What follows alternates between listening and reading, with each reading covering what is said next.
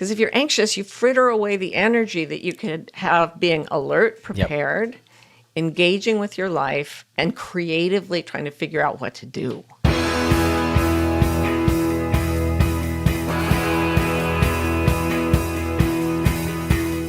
Welcome to The One You Feed. Fear is instinctual.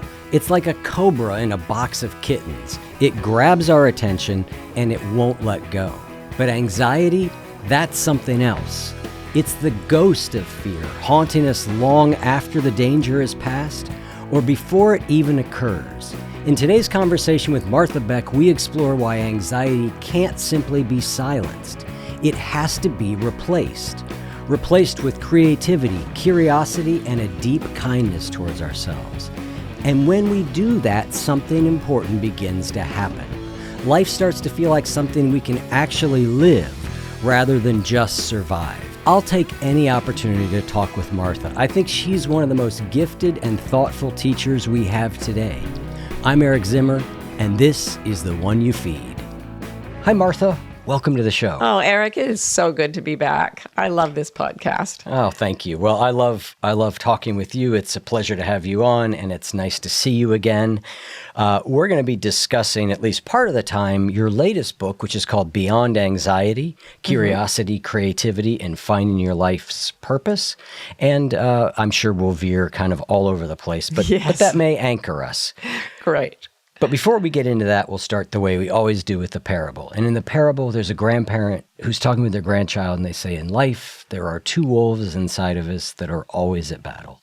One is the good wolf, which represents things like kindness and bravery and love. And the other is a bad wolf, which represents things like greed and hatred and fear. And the grandchild stops, and they think about it for a second. They look up at their grandparent, and they say, well, which one wins? And the grandparent says, the one you feed. So I'd like to start off by asking you what that parable means to you in your life and in the work that you do. It's everything. I grew up in a very rigid religious system in Mormonism and was told to follow the rules and only feed any impulse that had been given to me by the religion. And when that happens to you, a lot of people who leave Mormonism don't go to any other religion because instead of, you break free from it so hard that you reject all belief systems. So that happened to me when I was around 17, 18, I went off to Harvard, I started getting different types of thinking. And then it just sort of blew up in my head, and I decided that the only thing I could do to build my life was to find what felt like the truth and what felt like joy, and that I would go toward that no matter what. And if something felt like fear or less joy and less freedom, I would not go there. And as life went on, I made my choices based on that, and that's sort of shaped everything. And I'm so grateful for that metaphor that so many people out there are hearing it now. Yeah, I think that's a great way to segue into your book, because what you're basically saying there is you tended to follow, if I use the subtitle of your book, the things that made you curious, the things that made you creative, the things that made you calmer, and use those as a guidance versus following the things that made you fearful or anxious. Sort of. I mean, it's interesting because I've had a whole career helping people build their lives based on following, feeding the good wolf and following your better angels or whatever it is.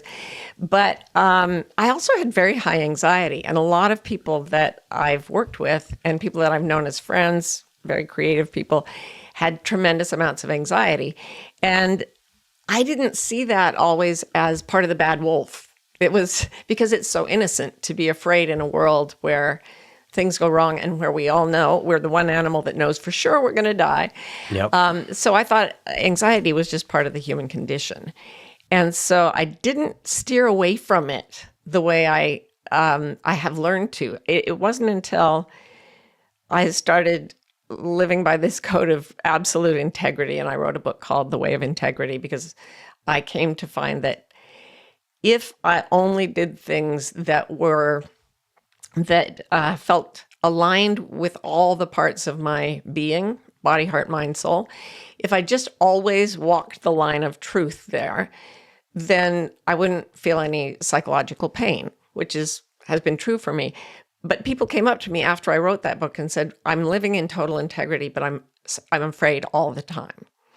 And I thought, okay, so that's just the human condition. And then I thought, no, that's not the way it works. And so I went and I researched anxiety and I dug into it and into the brain science and into the social science of it. And what I found is that we live in a society that really encourages high anxiety. And the way we learn and the way we organize our lives is very conducive to high anxiety, but it actually isn't normal. What's normal is something that's not around most of us anymore. That is, sorry, I'm going on and on, but if you and I had been born 300 years ago, we would have woken up surrounded by nature, by animals, by hearing the trees, water, other people's voices. We would have spent the day in a group of people we mostly knew, doing things with our hands as well as our minds that were deeply meaningful to us. And that type of scenario is what we evolved to live in. And that's what puts the nervous system in a state of regulation. And nowadays we live in a profoundly abnormal situation for the animals of our bodies. Mm-hmm. And we're anxious because we're in cages all the time. And some of those cages are physical and some of them are psychological. And in this book, in the research for it, I tried to find my way out of that. And so 2/3 of the book are about what happens after you get away from that. And it's actually really fun. That's where the curiosity, creativity, and finding your life's purpose come in. There is my dissertation. Everybody can go to bed now. Well, I think that, yes, I think we are probably living in a deeply anxiety-producing culture. Mm-hmm. We are living in ways that do not point to, that don't allow us to soothe ourselves. Yeah. And we can go back, though, to, say, the Buddha, and he's writing about something similar a little bit, right? He's going back and he's saying, like, hey, these things that you manufacture in your mind cause you to suffer more than is necessary. And so I think that it's just gotten worse, right? I think that the world that we may have lived in when we were closer to nature had more maybe natural balms in it than today's world does. And so it keeps getting amplified. There's something that you talk about in the book that I'd love to really start with, which is that you talk about fear, which is a natural response to, you make examples in the book, but if you dropped, I love your kittens and cobras example. So, like, if you open up a box and there are 8 kittens and 1 cobra, what are you going to pay attention to? Right. The cobra, I just think that's so, it made me laugh when I heard that. But if there's a cobra in this room, I would naturally be fearful, and that is natural. Yeah. But you describe anxiety more as like being haunted. Right. I love that phrase. Tell me what you mean by that. Well, fear is like being shot from a cannon. I interviewed a lot of people who'd been through life-threatening situations, and they experienced fear in those situations the way animals probably do. And that was an extremely intense bolt of alertness and energy that allowed them to react to the emergency, whether it was a car accident or being mugged or whatever it was. And then the feeling went away. The hormones dropped. It was gone once they were safe, unless they had lingering trauma. And this is where humans can do things in our brains that are not good for us that most other animals cannot. And that is that the part of the brain that tells stories and thinks in logic and abstraction and time starts to tell a story about how there is danger out there waiting to get us. It's not in the room anymore, but it could be back any second. And what if this happened? And what if that happened? And just today, looking at my Instagram feed, it was like 1,000 terrifying stories, legitimately terrifying. Yeah. And I was saying when I got on with you, if I'd known this would be happening when I wrote the book, I may have shaped it slightly differently. But you were reminding me that It's still true. I'm in a completely comfortable room, well fed and housed and, healthy. There is nothing for me to be afraid of right now. So looking at my Instagram feed and painting a picture with my mind of a world that is very dangerous, pure anxiety. I just let myself fall into the trap of doing that again. But at least now I know how to get out. Yeah, so let's talk about separating these two things because, yes, you and I were sort of extrapolating on this before we started, which is that for certain people today, Yeah. let's say you are an immigrant in the United States right now, it's a time that I think it's reasonable to have fear. Yes, absolutely. Right? And well, here's the thing.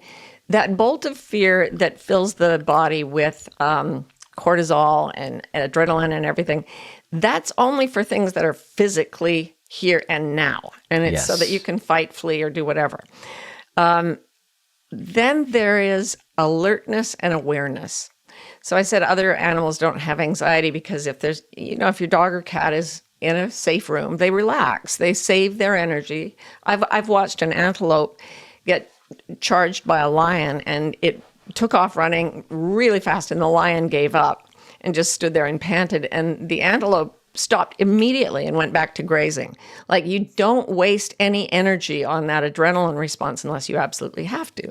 However, if you are in the African wilderness where I saw that, you better be very aware yes, that you're...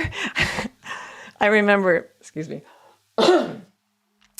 if you're not aware and alert, then danger will come upon you and you might not have time to get away. Once I was with some friends and we were relaxing on this riverbank in Africa and I put my head down on the sand because I wanted to see if I could hear the footsteps of elephants. And I did. And I was like, you guys, there are elephants. And my friends were like, Marty, there are elephants. Get in the damn Jeep. And I was like, but I can hear their footsteps. Well, that was stupid. That was just plain stupid. I wasn't afraid when I ran over and got in the Jeep, but I was alert and I was aware and I had a plan. That Jeep was parked there for a reason. We didn't go far from it for a reason. Like we knew the boundaries. And I think this is a time when we really need to, in social science, sociology, they say that those who are not prepared to remember the past are doomed to repeat it. I think that's George Santayana. If we don't keep our wits about us now, danger could very well come upon us quickly. And yes, it is unfair and horrible that risk is distributed unequally. Yep. Yeah. It's a scary time, and it's a time to not get anxious. Because if you're anxious, you fritter away the energy that you could have being alert, prepared, engaging with your life, and creatively trying to figure out what to do. Yes, and I think that is what you just said there is kind of the key to the game is because regardless of, well, let me try that again. I always go back to, and I reference it a lot on this show because it's one of the most foundational teachings I think that I know of, and it emanates out of the Serenity Prayer, right? The courage to change the things you can, the acceptance. But there's a part of it where Stephen Covey took it sort of, for me, a step further. And he talked about the circle of influence and the circle of concern. And the thing about it that still I come back to again and again with all these situations was his point was if you spend all of your time out in your circle of concern, worried, frightened, anxious, afraid, your circle of influence shrinks. Yep. Yeah. But the more time that you put in your circle of influence, the more it grows. Yeah. And I think the corollary of that is what you're talking about, which is this idea that being anxious doesn't prepare us better to deal with the world. It exhausts us. Yes. It it disheartens us. Right. It discourages us. And so finding a way to work with it skillfully actually makes us safer. Yes, much. But the thing about anxiety, and you alluded to this in the beginning where you were like, oh, I think it's, it's not this thing to move away from, is it always convinces us that it's right. Yes. Yeah. Well, yes, I know anxiety is bad and I shouldn't be anxious, except I really have a reason to be this time, right? Yeah. And it's not that you don't, it's just that it's a profoundly not useful response. And it's based on such a weird factor of the human brain. And there's a neuroscientist named Ian McGilchrist who writes brilliantly about this. The left hemisphere of the brain is the one where most of the language and almost all of the anxiety are located. My friend Jill Bolte-Taylor, who was a neuroanatomist who had a stroke, a left hemisphere stroke, she said that working only with her right hemisphere, when she didn't have a left hemisphere effectively, there was no anxiety whatsoever. Mm-hmm. No time, no fear, just presence. So what Ian McGilchrist and a lot of other neurologists have written about is the part of the brain, the left hemisphere, that generates most or all of our anxiety is also, it has a characteristic called hemispatial neglect, which is so weird, and I don't really know the reason for it. But people who have lost the right side of the brain, so they're only working with their left side of the brain. The left side of the brain controls the right side of the body and vice versa. So someone only having a left hemisphere not only works with their right and left leg, they actually don't believe their left arm and leg belong to them or that they even exist. They don't shave the left sides of their faces. They don't look at people who are on their left. It's this weird thing the left hemisphere has of believing that it is the only thing in existence and that it is absolutely right. And its stories are the only truth. So if you go out online, you can see a lot of left hemispheres screaming at each other, I know the truth and your perspective does not matter. It's not real.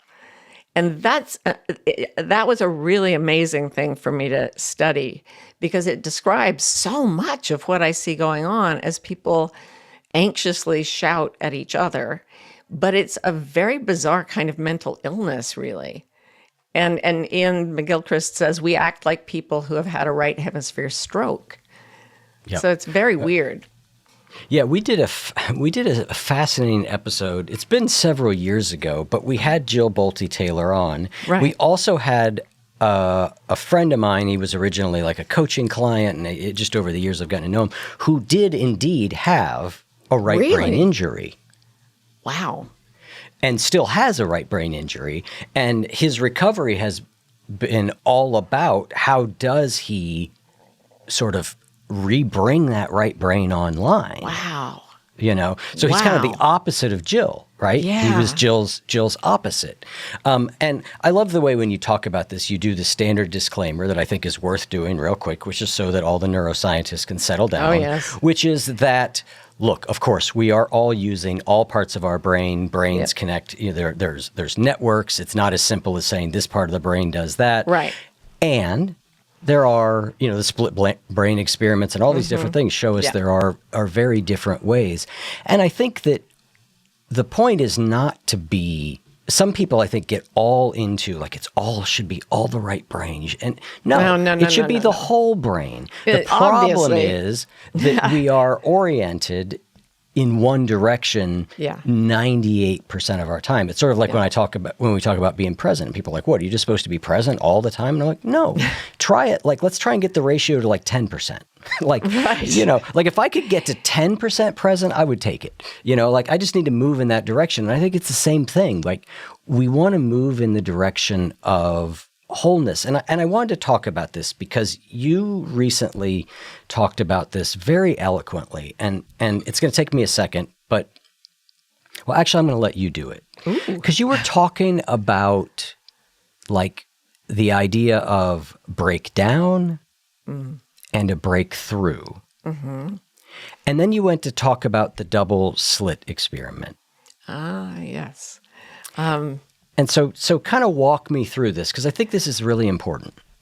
I have no memory of what you're talking Okay. about or what I was smoking, but I'm going to follow that lead, and you just tell me where I'm off. Okay? All right, I'll fill in the gaps. All right. So I think that if you go long enough in a state of anxiety, which is a sort of false fear, you do things, you create things in your psychological life and also around you in relationships, in the things you build in the world, whatever. You make things that are they are inherently flawed because they are based on a limited version of reality. So people who go out and sort of build themselves a giant pyramid of power, there's without any meaning in it, they're creating something out of anxiety that is destined to collapse. And so they will have breakdowns at some point. And I had that when I was at Harvard, and I had a child with Down syndrome, and it broke down my whole concept of intellectual meritocracy and everything. Anyway, you're gonna break down if you feed that wolf forever. So what happens then, though, is what the left hemisphere sees as fragmentation and letting go is actually gives space and permission for the meaning systems and the perceptions that we see more with our right hemispheres to come back into consciousness very fully. And if we can contextualize both together, we'll be living in a really interesting paradox. So when Jill had her stroke, her left brain went on and off for a while. And she was in the shower for part of that, thinking that it would help this horrible headache she had. And she told me that when her left brain was active, she saw her hand against the tiles. And when her left brain went off duty, so to speak, what she saw was not hand and tiles, but two intermingling fields of energy. And both perceptions are accurate.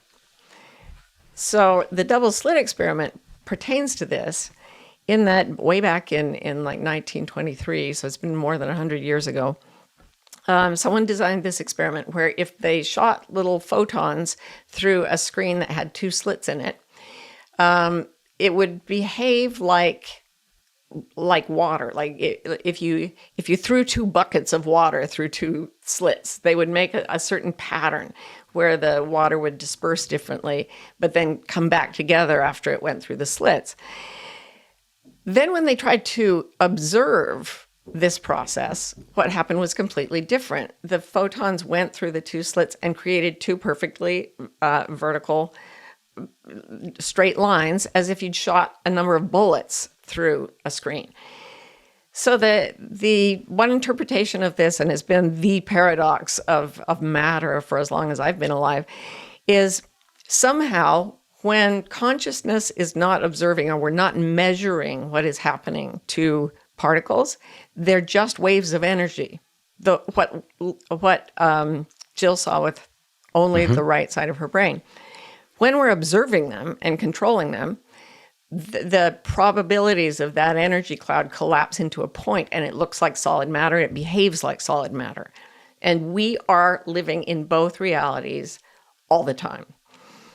And I think when you get back to a balanced brain, what you're talking about, even 10%, if you get back into nature and you integrate, and your right brain starts to wake up the way it does when mine does when I go into nature, you begin to see a vast array of possibilities in reality instead of the narrow, tight, circumscribed, sort of nasty little lives that our culture prescribes for us.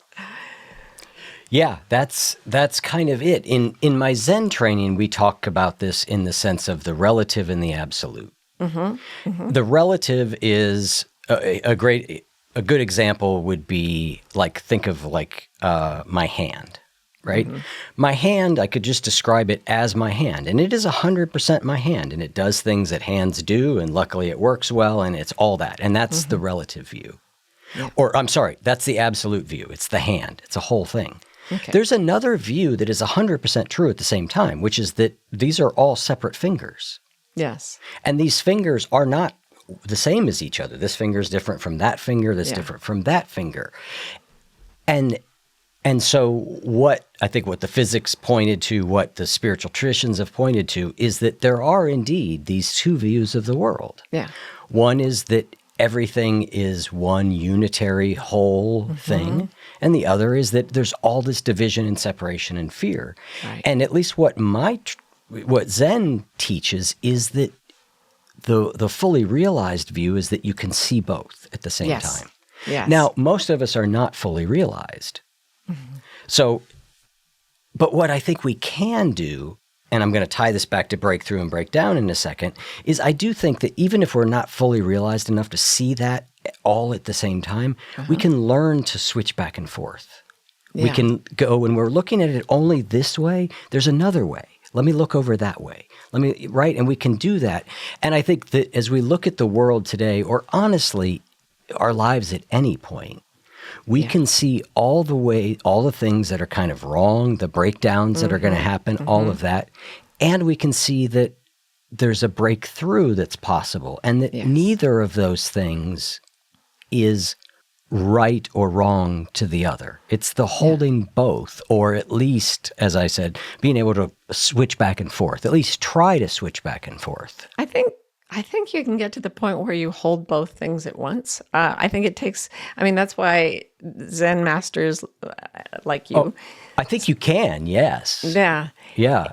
And that is a state of, I think that's where we are, where we're in flow, that famous psychological condition. It's a state of bliss. It's very difficult to sustain, but but it's also fun. Could I use that word? Sure. I started having the experience in meditation. I don't even know if I should be talking about this, but when I was meditating a lot in the forest, it was quite common. Like every day, everything would pixelate and turn into these showers of light, and animals would come up to me. And it was very woo-woo, and which is why I don't talk about it much. But it hour after hour after hour, I would sit in it and try. I knew that the brain is plastic and can be rewired. And I knew that my culture had wired my brain to believe in a very boring existence. Life is a bitch and then you die. Like, why not get off now? But I knew that my brain was going outside my culture, and even outside its ordinary view of material reality. And I remember going to a meeting with my book agent and an editor during that time, and I was in this Manhattan office looking down at the city, and they were talking about. I said, I just don't want to kill more trees, man. I don't think if I'm going to write a book, it has to be worth the trees. And then I actually said something. I don't know what was being said, but I blurted without knowing I was going to say it. Oh, you guys still think that's real? And I pointed out at New York City.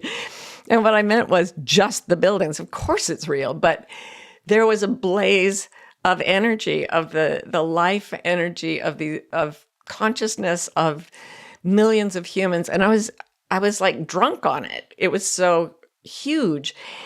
I kind of like living that way. And that's why I had to go back and write Beyond Anxiety, because after all that meditation, when I got to that place, there was no anxiety anymore.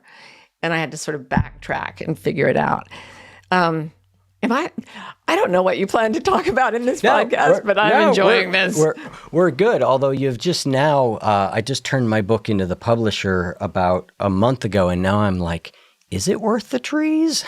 You've set a new bar that I have to clear here. Oh, I'm sure yours is going to be worth the trees. No question. Yeah, but I think things are breaking down in large ways. You look at the climate's ecosystems, and then you look at the human systems all over the world, and you look at our local political systems and even things like supply chains and stuff. And the fear is that they will break down, and I think that that's a very legitimate fear. In fact, I think it's a near certainty at this point. I think we are out in the wilderness where we need to be alert. And I was trying to write about this, Eric, and I was reading all these books on economics, and they weren't tracking because there was no economic policy that matches what we're seeing today. And I was like, I don't want to read this. And then something inside me said, read about fungus. And I was like, oh. And I started reading about the mycelial networks that exist under every forest ecosystem. They're made of fungi and roots and mosses and algae. And they are constantly conveying chemistry to each other, coordination, communication, water. And the whole forest knows itself through this mycelial network.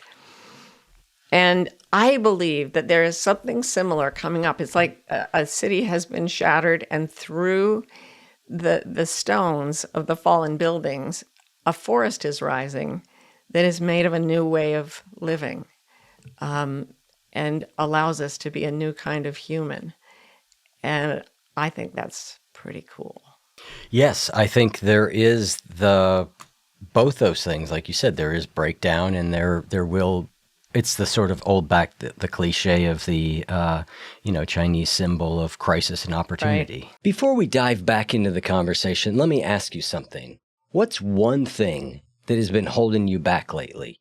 You know that it's there. You've tried to push past it, but somehow it keeps getting in the way. You're not alone in this, and I've identified 6 major saboteurs of self-control, things like autopilot behavior, self-doubt, emotional escapism, that quietly derail our best intentions. But here's the good news. You can outsmart them. And I've put together a free guide to help you spot these hidden obstacles and give you simple, actionable strategies that you can use to regain control. Download the free guide now at oneyoufeed.net/ebook and take the first step towards getting back on track. So let's start with this phrase here, which you say, anxiety can't just be ended, it must be replaced. Yeah. What does that mean? That was the big, smashing gong moment for me doing the research, because I was trying to learn a little about the neurobiology of anxiety and how it works. So I was looking at the left hemisphere and how the very ancient structures sound the alert, and then the storytelling structures that are more recently evolved tell a story about it that feeds back into the more primitive structures. Yep. Okay, so there's this anxiety spiral. But it started ringing a bell in my mind because a few years earlier, I had done a course on creativity, and I'd studied the neurobiology of creativity. And I realized that the sort of spiral I was seeing on the left hemisphere when we're anxious is what's happening in the right hemisphere when we're creative. And I knew from a huge amount of research that when we get anxious, it flatlines our creativity. And I thought, where's the research that says when we're creative, it flatlines anxiety? And there was none. But I started to think these two things may toggle, that when our anxiety's up, our creativity is down, and vice versa. And so this was during the pandemic, and I did experiments on myself to see if I could change my anxiety levels by turning on my creativity, the right side of my brain, deliberately. And oh my goodness, it worked like the best drug you can imagine. I would get up in the morning and just do things that I knew would activate the right hemisphere of my brain. And I went into absolute and total delight. It was like being a little kid again. I can't even describe the joy I felt, the liberation. So I thought, I got something going on here. So I started working with people on Zoom calls, 100 people, 300, sometimes 1,000. And I would have them put in a number to represent their anxiety score, which was usually high because we were in lockdown. And then I'd have them do mental exercises that forced them to open up the right hemisphere of the brain into that creative mode. And then I'd say, now put in your anxiety scores again, and it would be 0, 0, 0, 0, 0. So I realized that it's not enough to calm down your anxiety and make it go away. If you don't turn on the creativity systems, the anxiety will creep back in, and culture will force it at you. And, the cobra kitten paradox or tendency, that'll send you into anxiety. But if you are in a creative space, if you're going through this sort of spiral that starts with curiosity and turns into connection and then into courage, compassion, a sense of meaning, all these different things open up when you're creative, and there is simply no space to be anxious. And I have to tell you that since that time, my life has been almost deliriously happy. It actually works. Yeah, when I read that line, anxiety can't just be ended, it must be replaced, it made me think a lot. The first thing that came to mind was addiction. My history Sure. as a recovering heroin addict. And that's a deep belief I have about addiction. You can't just yank whatever X substance is out of somebody's life and expect it to work. No. Like it's fulfilling a purpose in there. Exactly. Now, it's a malformed, it's not doing its job very well anymore, right? It's actually wrecking the entire system, but you just don't, you can't just yank it out. It has to be replaced. And when we look at behavior change, it's the exact same thing. If you're trying to get somebody to change a habit, there's a habit loop. And what you want to do is change the behavior in the middle. You can't just get rid of it. And so I thought a lot about that. And I certainly know that, in my own life, the ability to be curious about something changes something from, as A.J. Jacobs said to me once, you stop, which he got from Quincy Jones, you reframe it from a problem to a puzzle. Yeah. Right? Yeah. You stop saying, I have problems, I have puzzles. And immediately there's your shift. There's another thing that you do, though, before we get to creativity. And I think this is an important one, which is that you talk about the creature. Yes. So talk to me about why we need, what you mean by creature and why that's even like sort of a preliminary step even to the creativity side. Yeah, because if I go to somebody who's super anxious and I say, creativity will fix that, sing a song. No, it's not going to work. That's bullshit. Excuse my language. Yeah. But here's the thing. In our very left hemisphere dominated society, we see our brains as machines. And so an anxious brain is a broken machine. And you take chemistry and you take analysis, which is like analysis literally means to chop something up to see how it works. And you, by God, fix that machine. But the anxious human brain is not a machine. It's a frightened animal. And if you approach an animal and say, I'm going to chop you up or numb you with chemicals or bring you down, I want to end you. This is not the way, this is the way people talk about their anxiety, and they don't know they're threatening a frightened animal, right? And so here's the interesting thing as well. Psychiatrists, and I love that they've studied this and that there are meds that can be helpful, and I'm a big fan of all of that, but it's such elitist knowledge is so rare, but every single one of us, from little babies to old people and everyone in between, male, female, every gender, knows inherently how to approach a frightened animal. We don't have to learn that in graduate school. The calming of anxiety is such an important survival skill that we are born with it all through our DNA. So I've asked so many people this, and they always give the same response. So if you were to open the door and find a puppy, a bedraggled, tiny, freezing, shaking, grubby little puppy on your doorstep, and you made up your mind that you were going to help this animal, how would you approach it? Physically, how would you actually approach the animal? Very slowly, very calmly, and very... little bit by little bit and quietly. And making reassuring sounds and all of that. That calms the amygdala. And I was so struck by this when I read a book by an FBI hostage negotiator named Chris Voss. Brilliant hostage negotiator who went out and dealt with, sociopathic terrorists, murderers. And how did he do it? Exactly the way you just described. Soft, low voice, reflecting their experience so they know that they've been seen. That he calls it the late night DJ voice. Like, yeah, okay, here's what I think you're saying. And the call-in is like, yeah, I hear you. So he even says, study Oprah because she can do that. So the first thing you do with your own anxiety is to realize that it is that frightened animal. Whether it's a tiny little puppy or a big scared horse, it's frightened. And the only way it's going to calm down is if you approach it with compassion and with gentleness and with kindness. In fact, I came to see the Dalai Lama has said, my religion is kindness. And I thought, oh, what a nice thing to say. I think that is a statement of incredible power.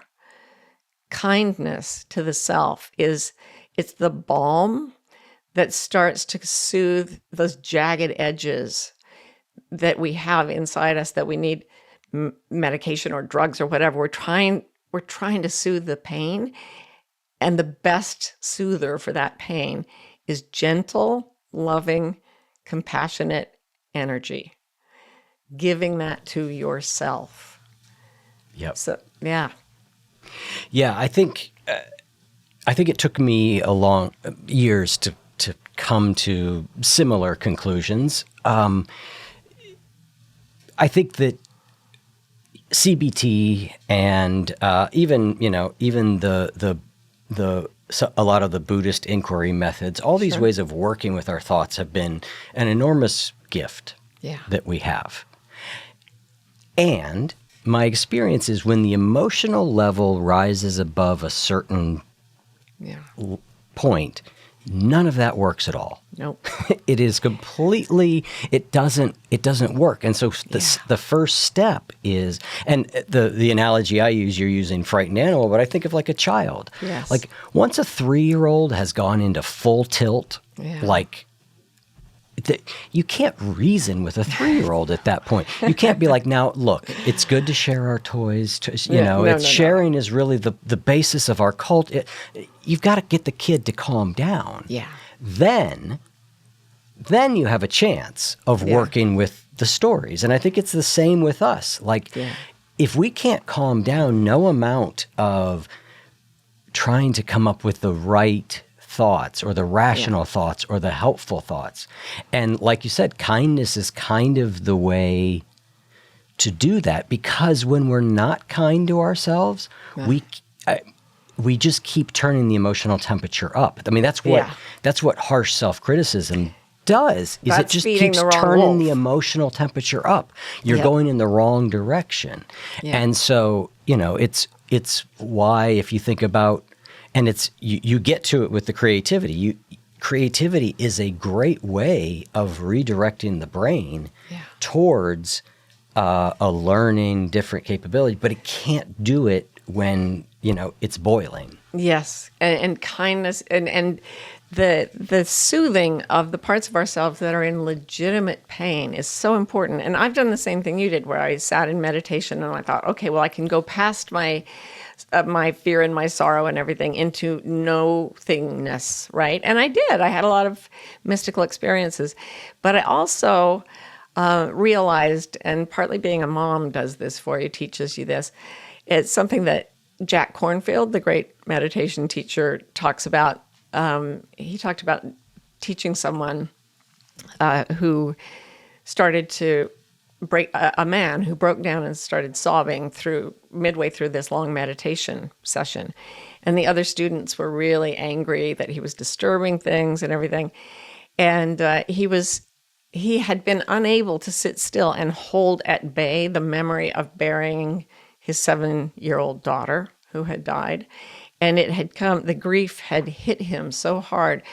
And so the other students didn't know this, and they were like, shut him up. And the meditation teacher came and took him to a different place and just sat there with his arm around the guy's shoulders and let him cry. And then that man became a meditation teacher, and he said, now I'm the one who takes people out of the group and holds them while they cry. And that is, I think, the most sacred work that any human being can do. And it is absolutely necessary to come out of our fear. So what are some techniques for soothing the creature? So it's very physical. It's so interesting reading Chris Voss's work, because you realize that even when somebody's got a gun to someone else's head, there's an unregulated 3-year-old inside them. Mm-hmm. And they will respond to certain physical triggers, like being spoken to softly, being held. So if you put a blanket around yourself, if you're alone, if you have someone that you love around you, you can ask for a hug, that will help. But you put a blanket around yourself, and then you start to do something that I call kind internal self-talk. So it's KIST or KIST, which is a silly name, but it kind of, I don't mind it anymore. I used to be embarrassed by it. But all you need to do is just make those kind sounds that you would offer to a 3-year-old or to a puppy or a man who was grieving an inconceivable loss. You just say things like, I've got you. You're right here. You can feel exactly the way you're feeling. That's a really important thing. If you're anxious, don't say, calm down, everything's fine. You stop and say, are you afraid? I get it. I've been there. I'm here. I love you. Go ahead and feel it. There are no limits here. You're not wrong. You're not broken. You're not bad. I'm here for you. I love you. I just pour kindness out of the part of yourself that can access compassion. There's a line from Nisargadatta Maharaj that I love that says, the mind is interested in what happens while awareness is interested in the mind itself. The child is after the toy, but the mother watches the child, not the toy. So when you're in grief, you're holding an object the way a child would hold something painful, and it's agonizing, and you can get lost in that. But if you can access awareness simply by saying to yourself, I'm here for you, I've got you, we're all right in this moment, we're just here together, you become the awareness that is the mother force watching the mind in its agony. And you can start to locate yourself in the compassion instead of in the anguish. And that is a massive crossroads in your whole life. I know that a lot of people report that they find this very difficult after a lifetime with a really strong inner critic. Yeah. Is just continuing to try and do your best the path forward here? I would piggyback on other people's experience. Thank God when I was in my 20s, I had group therapy because I was completely numb to my own pain. But when I saw other people in pain, my heart opened, and I could see that there was nothing bad about them, and that they were, that they deserved and needed comfort. I felt the impulse to offer it to them. That's why I became a self-help author. So what I would do is, like, these phones we have that feed us all the doom scrolling, they also feed us things like stories. I love things that just are images of compassion. Mm-hmm. Like there's a guy who goes and plays a pink guitar to different animals, and the horses, he plays to them, and they come and they kiss him on the face while he's playing. I saw a video of a cat giving birth behind a water heater in some city street. And while she was giving birth, a pigeon built a nest around her to keep her safe. And by the time she was nursing 5 kittens, there was a nest and this little pigeon running back and forth. Like, that cat would have killed him. He didn't care. He was offering kindness. And when I see the kindness of the one consciousness that I think animates it all, it breaks through some of that human calcification in me and opens my heart a little wider. It's worth looking for those things. That is a great suggestion. I've also, in the sort of calming the creature aspect, you talk about using our senses. Yes. Give us a practice there. All right, let's do it in real time. And I love doing this with large groups on Zoom because I have them put things in the chat. So we're going to list a few items, and I'm going to write them down so I don't forget them. And then I'm going to ask you to use the right hemisphere of your brain to activate sensations in your memory and create a story. Okay, so tell me 2 things you love to taste. Oh, boy. I've been eating a very particular diet lately. So pizza. Okay. I'm not sure this is going to be helpful. What else? This may cause grief. Dark chocolate. Okay, dark chocolate. I can't have dark pizza. chocolate. Okay, 2 things you love to hear. Oh boy, the sound of me playing my guitar. Okay, the guitar. What's another one? Birds. All right. So imagine yourself in a place where you can hear a lot of birds singing. You're playing your guitar. You got this delicious pizza with some dark chocolate there that you're munching on between songs. Now tell me two things you love to touch with your skin. My dog. And I guess my partner. Wonderful. So the feel, so let's say your partner is leaning against you lovingly while you play the guitar. Your dog is right there on your feet, maybe. You got the chocolate, you got the pizza, you got the guitar, you got the birds. Now tell me two things that are not food that you love to smell.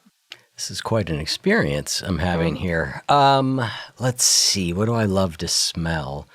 I guess roses and coconut shampoo. Ooh, okay. So you're let's say your partner's just had a shampoo with the coconut shampoo, and that, so you smell that wonderful scent drifting off clean hair, and you've got your dog and you've got roses all around you. There's just a rose garden around you, and the birds are singing, your guitar is going, you got the chocolate, you got the pizza. Now tell me two things you love to see that you haven't mentioned yet. Two things that I love to see that I haven't mentioned yet. Well, any kind of tree, really. Trees are, I'm a big fan of trees. And pictures of my son. Okay, so there are pictures of you. Wouldn't it be better to just have your son there? Well, Or do you just like the pictures? Well, no, I'd rather have him there, but that you were just asking me. Then you love like, to see your son. I love to see my son. Okay, even there's better. no limits on this. All right, no limits. So your son is there. He's sharing the pizza and the chocolate. He's smiling. He's singing along with the guitar. Your partner's there with the coconut hair. You got your dog. You got the trees. You got the roses. You've got all these things at once. Now, really picture it. The taste of the pizza. Taste it. The chocolate. Hear the guitar. Hear the birds. Feel the weight of your dog's head on your feet. Feel the weight of your partner's shoulder against yours. Like really, really vividly create this scene. And now tell me how anxious you are when you're doing all that with your brain. Not anxious. You can't be. You literally can't do it because all those sensory things are handled on the right hemisphere. And that's what I meant about we're in this abnormal environment, because when we're out moving among plants, animals, and one another, people we know, all of that is activating our right hemispheres. It's not a chance in hell that we're going to go off into just left hemisphere thinking. But put us in an office under fluorescent lights with a boss glaring at us and money to be made, and all that stuff is gone. Then we're living in a prison. The part of the exercise, the point of the exercise, though, is that even if I can't manifest all those things around me, imagining them, yes, I am able to shift the state of my brain. Yes, and we're always imagining things, and those are always shifting the state of our brains.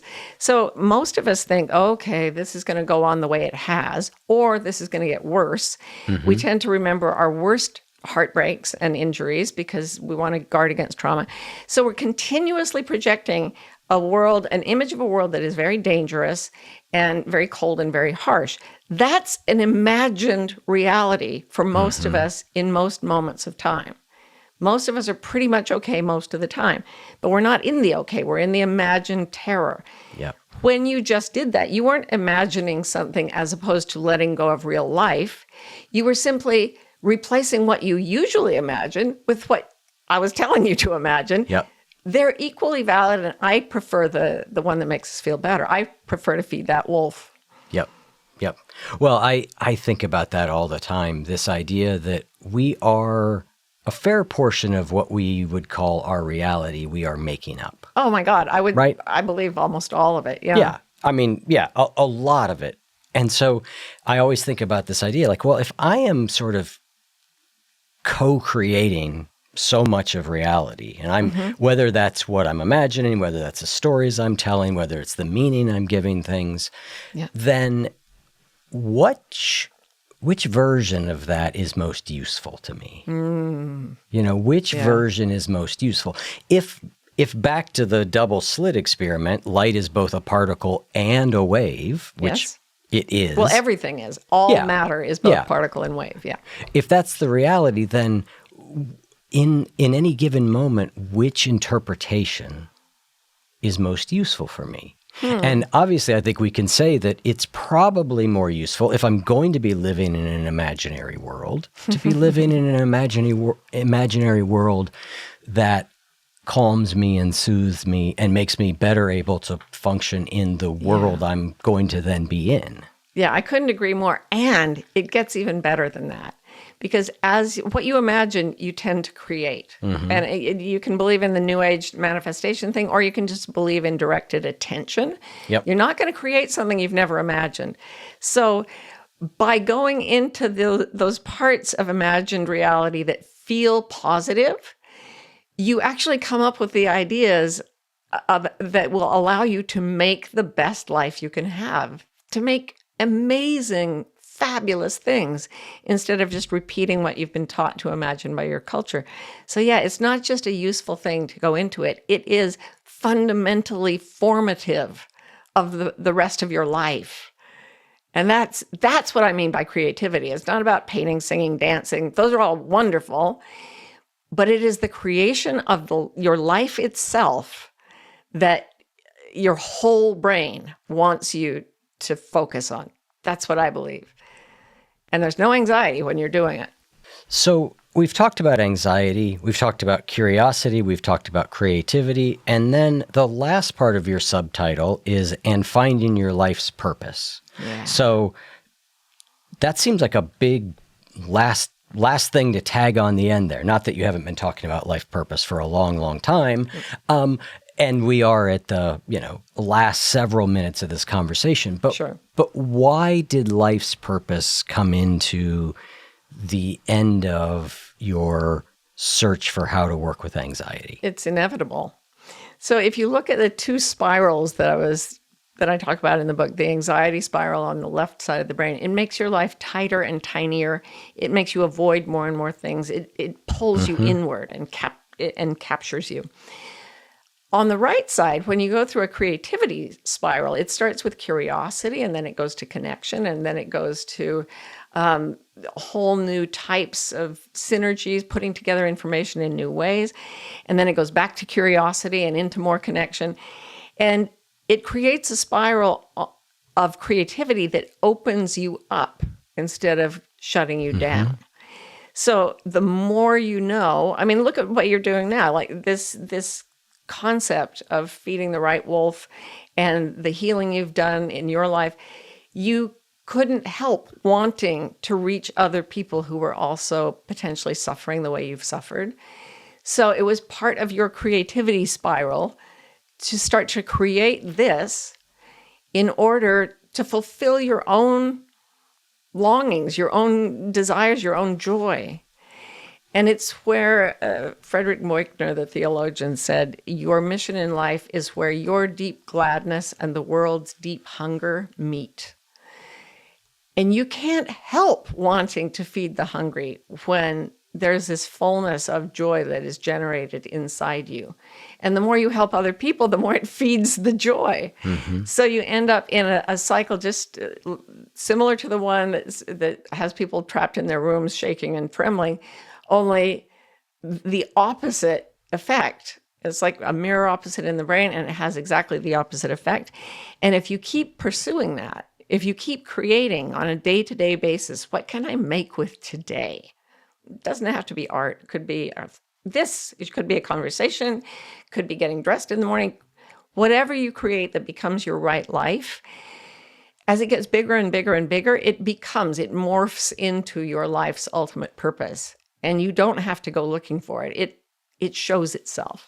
Well, say that question again. What can I make today or with today? That's what once you've calmed yourself down, if you're anxious and you've been kind and you've calmed yourself down, just look around and think, what can I make?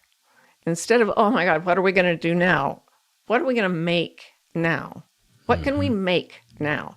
And that little shift between do and make is the difference between flight and creativity.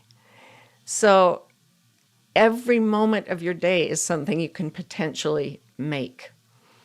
And meditation is so beneficial for that because it shows you are making things in your mind without moving at all the time. Yeah, you literally can't not do it. I mean, without extensive training. Yeah. And even then, it's not, I don't think you realize that your brain stops. You just relate to it completely differently. Yeah, and even so, you're making a different Yep. brain. Yep. And the ancients knew that that's what they were doing, even though they didn't use that language. Now we've been able to observe it with instruments. But they were creating with incredible intensity, just sitting there. Yep. Yep.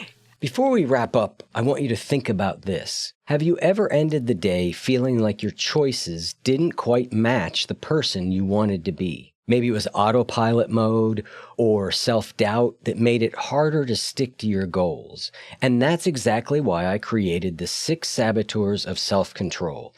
It's a free guide to help you recognize the hidden patterns that hold you back and give you simple, effective strategies to break through them. If you're ready to take back control and start making lasting changes, download your copy now at oneyoufeed.net/ebook. Let's make those shifts happen starting today. oneyoufeed.net/ebook.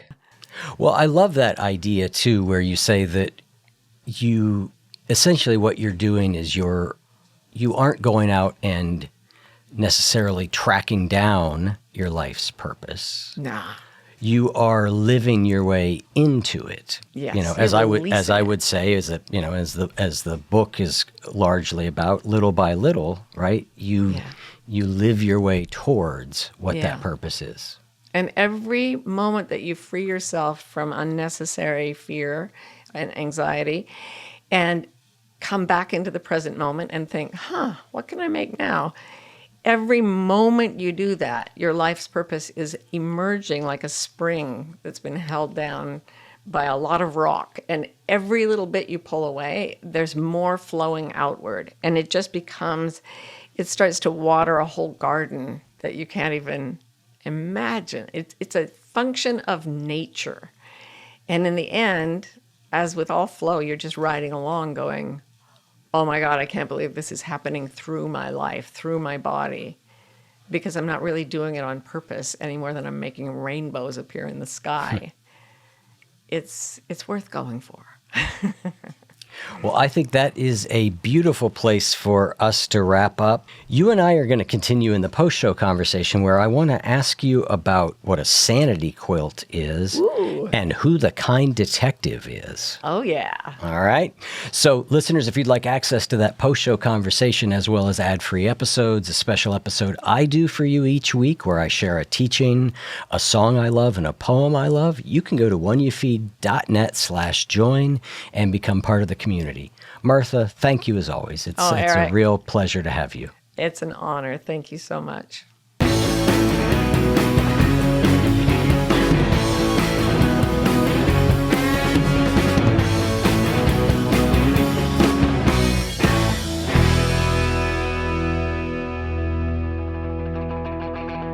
If what you just heard was helpful to you, please consider making a monthly donation to support the One You Feed podcast. When you join our membership community with this monthly pledge, you get lots of exclusive members-only benefits.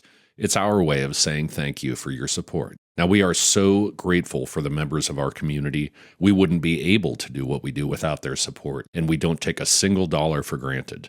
To learn more, make a donation at any level, and become a member of the One You Feed community, go to oneyoufeed.net/join. The One You Feed podcast would like to sincerely thank our sponsors for supporting the show.